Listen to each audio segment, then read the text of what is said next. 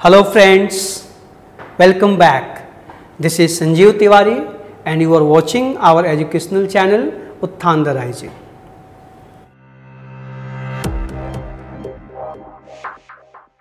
पिछले एक सेशन में मैंने प्रेपोजिशन पर आधारित कुछ प्रश्न आप लोगों को करवाया था और कुछ चीज़ें उसमें मैंने डिक्टेट भी की थी कि कहाँ किसका प्रयोग होना चाहिए, और कुछ बच्चों ने मैसेज किया कि सर ये हम लोगों की नीड थी, आपने अच्छा किया कि इसको शुरू किया।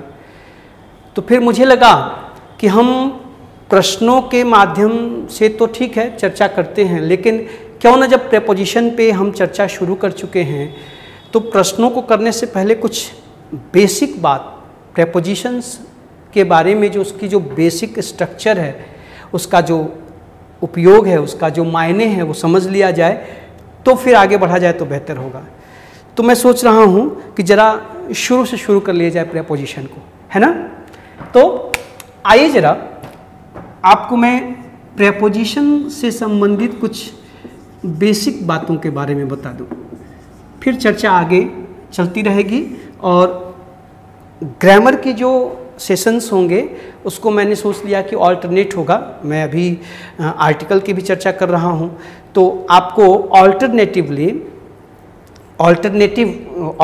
रूप में, नॉट ऑल्टरनेटिव, ऑल्टरनेट डे पर कभी आपको प्रेपोजिशन मिलेगा और कभी आपको आर्टिकल मिलेगा। दोनों साथ चलेंगे, दोनों रुकेंगे नहीं, आप परेशान मत होइएगा। अगर एक बार प्रेपोजिशन का वीडियो मिलेगा तो अगला सेशन जो है आर्टिकल का होगा, फिर उसके बाद प्रेपोजिशन का, फिर उसके बाद आर्टिकल का। इस तरह से आपको मिलता रहेगा और साथ में वोकैबुलरी भी मिलेगी। इसको लेकर आश्वस्त रहिएगा। देखिए जरा, तो ये जो शब्द है प्रेपोजिशन, इस प्रेपोजिशन को तोड़ दीजिए तो ये खुद बताता है कि मैं क्या हूँ। इसमें पहला शब्द है प्री। प्री का मतलब पहले, आप समझ रहे हैं। और दूसरा शब्द है पोजीशन। पोजीशन का मतलब स्थिति। तो के पहले जो स्थित हो, किसके पहले भाई? प्रेपोजिशन, इसकी पोजीशन के पहले होती है। तो किसके पहले होती है साहब? तो ध्यान रखिएगा, किसी नाउन अथवा प्रोनाउन। ये बात ध्यान रखिए, आपको ये बेसिक बात समझनी है कि वाक्य में जब भी कोई प्रेपोजिशन आ गया तो ये डेफिनिट है कि उसके बाद जो शब्द आने वाला है वो या तो नाउन होगा या उस नाउन के बदले आने वाला कोई प्रोनाउन होगा। ये आप समझिए, प्रेपोजिशन के पहले, किसके पहले? तो नाउन या प्रोनाउन के पहले। ये ध्यान रखिएगा। आप कोई भी एग्जाम, आप जब कहते हैं कि मोहन वेंट टू स्कूल, देखिए यहाँ पर क्या आया? स्कूल आया, नाउन है। आप कहते हैं I bought it for him, ये देखिए फॉर के बाद क्या आया? हिम, प्रोनाउन आया। तो आपको ये समझना है कि यहाँ पर जब भी कोई प्रेपोजिशन आएगा, उस प्रेपोजिशन के ठीक बाद जो शब्द आएगा वो शब्द या तो नाउन होगा या तो प्रोनाउन होगा। क्लियर है? एक बात और समझनी है कि जैसे आप, मैं इसको मिटा रहा हूँ, आप देखिए, जैसे इसके बाद जो है आप जानते हैं कि वर्ब के बाद जब कोई शब्द आता है तो वो उसका ऑब्जेक्ट होता है। ठीक वैसे ही जब आप किसी प्रेपोजिशन के बाद किसी नाउन या प्रोनाउन को लेकर आते हैं तो वो नाउन या प्रोनाउन उस प्रेपोजिशन का ऑब्जेक्ट होता है, उस प्रेपोजिशन का ऑब्जेक्ट होता है। इस बात को समझिएगा ज़रा। एक्चुअली होता क्या है, आप जब वाक्य लिखते हैं तो पहले सब्जेक्ट आता है, उसके बाद वर्ब आती है, उसके बाद ऑब्जेक्ट आता है।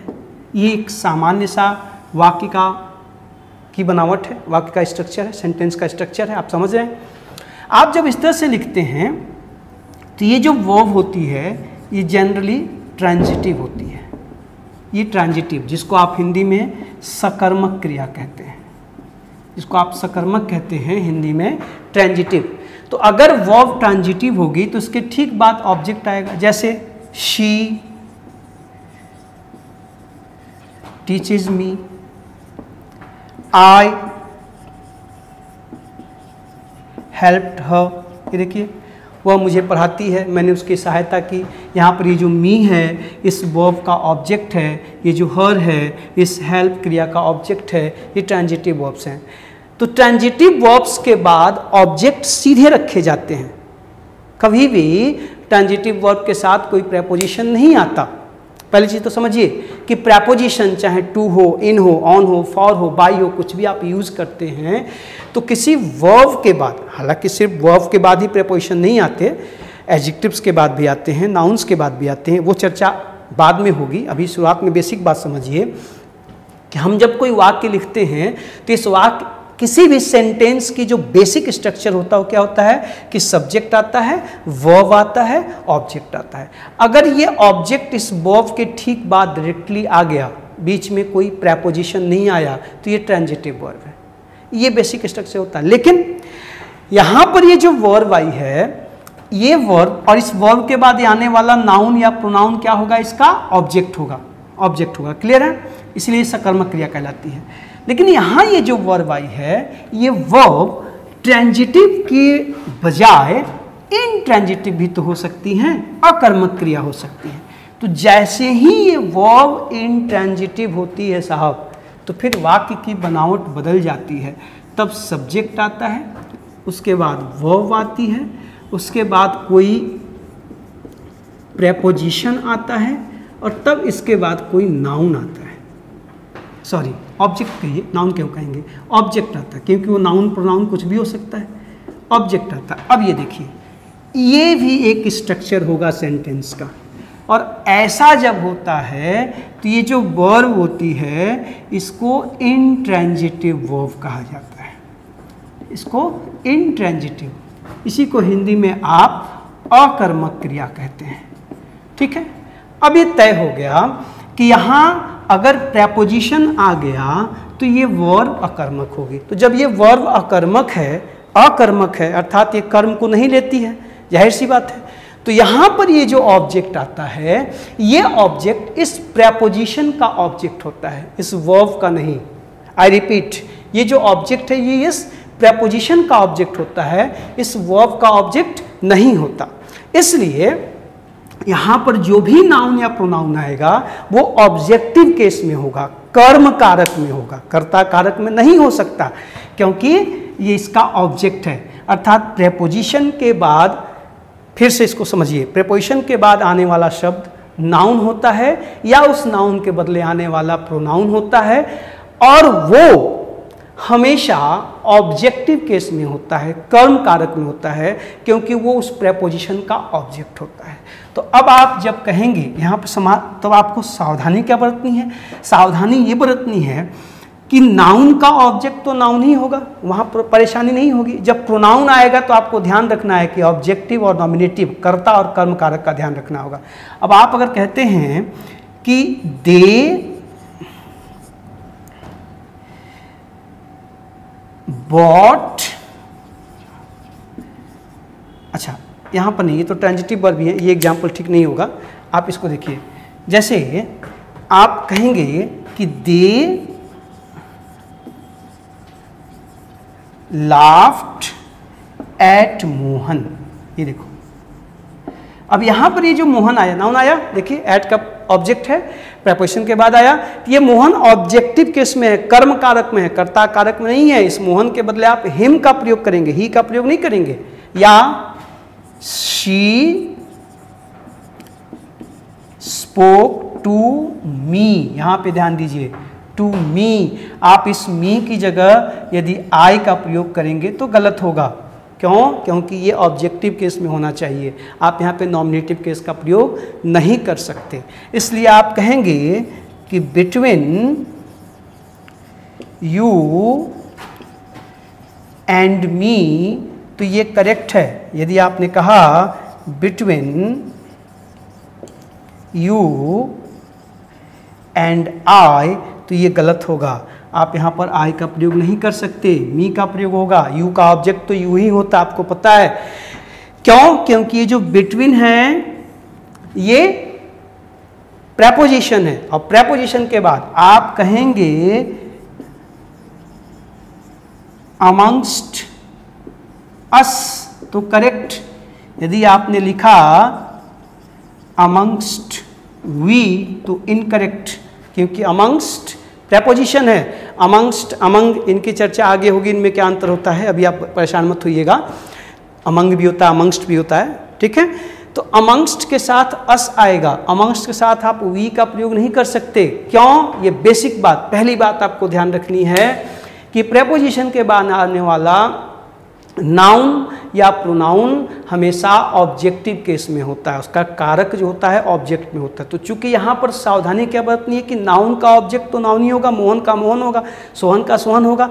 जब कोई प्रोनाउन आएगा तो आपको पता है कि आई का ऑब्जेक्ट मी होता है, ही का ऑब्जेक्ट हिम होता है, शी का ऑब्जेक्ट हर होता है, यू का यू ही होता है, दे का देम होता है, इट का इट ही होता है। तो आपको ध्यान रखना है कि यहाँ जब प्रोनाउन इंसर्ट करेंगे तो हमेशा ऑब्जेक्टिव केस में होगा।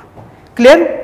अब देखिए जरा, तो एक बेसिक बात आपको ध्यान रखनी है कि प्रेपोजिशंस के बाद जनरली कोई नाउन अथवा प्रोनाउन आएगा और वो नाउन या प्रोनाउन उसका ऑब्जेक्ट होगा, अर्थात वो हमेशा ऑब्जेक्टिव केस में होगा। ओके?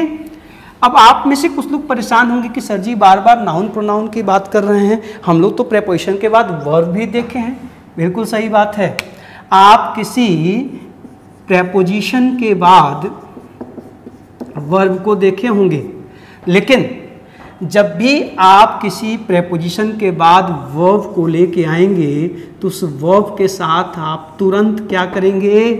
आईएनजी जोड़ेंगे और ये क्या बन जाएगा? जेरेंड। क्या बन जाएगा? जेरेंड। ये आपको ध्यान रखना है कि प्रेपोजिशन के बाद वर्ब भी आ सकती है, हमेशा नाउन या प्रोनाउन ही नहीं आएगा। उस प्रेपोजिशन के बाद वर्ब भी आ सकती है, लेकिन जैसे ही उस वर्ब को हम लेके आते हैं तो उस वर्ब में आईएनजी जोड़कर उसे हम जेरेंड बना देते हैं। और जेरेंड क्या है तो आपको पता है, ये वर्बल नाउन है, एक तरह से नाउन का ही कार्य करता है। तो फिर वही बेसिक बात आके खड़ी हो गई कि इसके बाद नाउन या प्रोनाउन आता है। आप जब भी वर्ब को लेके आएंगे तो उसमें आईएनजी लगाकर उसे जेरेंड बनाएंगे, अर्थात नाउन बनाएंगे, तभी रखेंगे। एक बात ध्यान रखना है, तो आप अगर कहते हैं कि फॉर रीडिंग, मैं केवल टुकड़े लिख रहा हूं ताकि आप बेसिक पे फोकस कर पाएं, तो ये करेक्ट है। अगर आपने कहा फॉर रीड तो ये रॉन्ग है। आप कहेंगे विदाउट सेइंग तो ये करेक्ट है। यदि आपने कहा विदाउट से तो ये इनकरेक्ट है। आपको ये ध्यान रखना है, ये विदाउट प्रेपोजिशन है, फॉर प्रेपोजिशन है, इसके बाद जो वर्ब आई आप उसमें आईएनजी जोड़कर उसको जेरेंड बनाएंगे। तो तीसरी बात, पहली बात कि प्रेपोजिशन के बाद नाउन आता है या नाउन के बदले प्रोनाउन आता है। हम प्रेपोजिशन के बाद वर्ब्स का प्रयोग भी कर सकते हैं। जब वर्ब आएगी तो उसमें आईएनजी जोड़कर उसे जेरेंड बनाएंगे, हम सीधे वर्ब को ऐसे नहीं रख सकते। हाँ, यहाँ पर एक चीज़ आपको सावधानी जरूर बरतनी है कि बहुत से ऐसे वर्ब्स हैं जो नाउन का भी कार्य करते हैं या बहुत से ऐसे नाउन हैं जो वर्ब का भी कार्य करते हैं। वहाँ पर आपको सावधान रहना है कि आप उसका प्रयोग किस सेंस में कर रहे हैं। अगर वहाँ वो नाउन के रूप में आएगा तो आप उसमें आईएनजी नहीं भी जोड़ सकते हैं, वो कंडीशनल होगा। आगे कुछ सेंटेंसेज ऐसे मैं आपके सामने रखूँगा ताकि आप इस बात को बेहतर समझ पाए। अभी फिलहाल ये समझिए कि प्रेपोजिशन के बाद वर्ब भी आ सकती है और वो वर्ब जब भी आएगी तो जेरेंड फॉर्म में होगी। ओके? अच्छा, एक बात और चीज़, आपको मैंने कहा कि प्रेपोजिशन के बाद वर्ब आ सकती है, इसके लिए एक चीज ध्यान रखिएगा, किसी प्रेपोजिशन के बाद वर्ब आ सकती है, लेकिन बट और एक्सेप्ट इसके अपवाद हैं।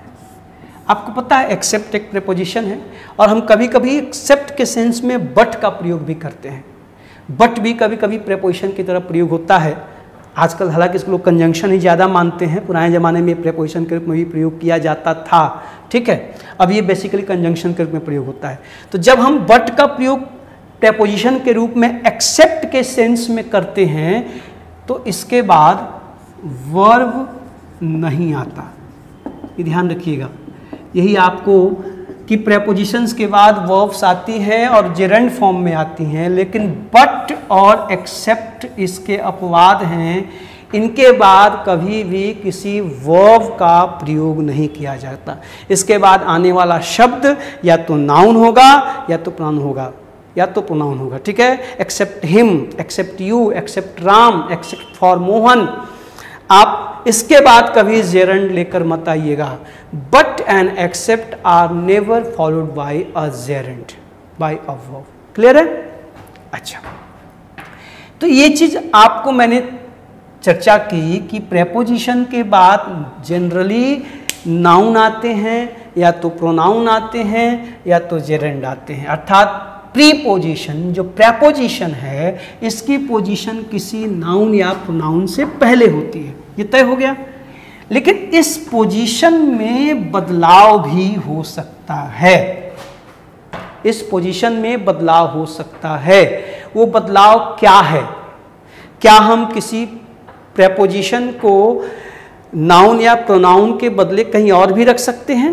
तो बिल्कुल हाँ, आपकी चर्चा ये हुई है, मैं आपसे चर्चा किया हूँ, मैं दोबारा भी इसको एक बार दिखा दूंगा आपको। लेकिन जरा आप याद करिए, मैंने आपको जब रिलेटिव प्रोनाउन पढ़ाया तो मैंने आपको बताया कि रिलेटिव प्रोनाउन में जब ऑब्जेक्ट के रूप में आते हैं तो वहाँ जो प्रेपोजिशंस होते हैं उनको लास्ट में रख दिया जाता है, या किसी इंट्रोगेटिव प्रोनाउन के प्रेपोजिशन को लास्ट में दिया जाता है। मैं एक दो एग्जाम्पल दे रहा हूँ, नेक्स्ट सेशन में इसकी चर्चा मैं विस्तार से करूँगा। जैसे आप कहते हैं कि by which train will you गो। अब देखिए यहाँ पे जो विच है, बाई विच ट्रेन, तो देखिए ये विच यहाँ एडजेक्टिव का कार्य कर रहा है, ट्रेन यहाँ पे नाउन है, इस नाउन के पहले प्रेपोजिशन आया है, एकदम बिल्कुल सही पोजीशन है। लेकिन इनफॉर्मल इंग्लिश में आजकल खासकर बोलचाल में इसको सीधे लिख सकते हैं कि which train will you go by. ये देखिए प्रेपोजिशन लास्ट में चला गया। इसी तरह से आप जैसे एक और एग्जांपल लीजिए, लगातार मैं दे रहा था आपको रिलेटिव प्रोनाउन में कि the man to whom you were talking is my neighbor। तो आप इसको लिख सकते हैं the man you were talking to is my neighbor। आप देखें जरा इस प्रेपोजिशन की पोजीशन देखिए, यहाँ लास्ट में आ गया, यहाँ पर देखिए ये लास्ट में आ गया। तो इस तरह से ये चर्चा कोई नई नहीं है, पहले भी चर्चा हो चुकी है कि इंटरोगेटिव प्रोनाउन और रिलेटिव प्रोनाउंस में हम जब उनका प्रयोग ऑब्जेक्ट के रूप में करते हैं तो जो प्रेपोजिशंस होते हैं वो प्रेपोजिशंस लास्ट में रख दिए जाते हैं। हालांकि फॉर्मल इंग्लिश इसी को मानती है, फॉर्मल इंग्लिश इसी को मानती है, लेकिन इनफॉर्मल इंग्लिश में इस तरह से हम प्रेपोजिशंस की पोजीशन को बदल सकते हैं, उन्हें वाक्य के लास्ट में रख सकते हैं। हालांकि पुराने इंग्लिश में प्रेपोजिशंस को वाक्य के अंत में रखना बहुत अच्छा नहीं माना जाता था, लेकिन अब चल पड़ा है, बोलचाल में तो यही प्रयोग होता है, ये बहुत कम सुनने को मिलता है। तो इस तरह से आप ध्यान से देखें तो यहाँ भी ये जो प्रेपोजिशन था टू whom, देखिए whom यहाँ पे प्रोनाउन है, प्रोनाउन के पहले आया है, यहाँ पे ट्रेन नाउन है, नाउन के पहले आया है। तो प्रेपोजिशन की पोजीशन बेसिकली नाउन प्रोनाउन से पहले होती है या जेरेंड से पहले होती है, लेकिन इंटरोगेटिव और रिलेटिव प्रोनाउंस में ये बाद में भी रखे जा सकते हैं, ये आपके सामने है। इस तरह से ये बातें ध्यान रखिएगा। प्रेपोजिशन से संबंधित कुछ और भी बेसिक बातें हैं जो आपसे चर्चा होंगी धीरे धीरे, एक साथ बहुत ज़्यादा लंबा सेशन करना उचित नहीं है, चर्चा जारी रहेगी। अब से आपको ऑल्टरनेट डेज पर मैं फिर से बता दूं, एक बार आर्टिकल का वीडियो मिलेगा तो एक बार प्रेपोजिशन का, ठीक है। बीच बीच में वोकैबुलरी भी मिलती रहेगी, परेशान मत होइएगा, चर्चा जारी रहेगी। मिलते हैं नेक्स्ट सेशन में। Thank you.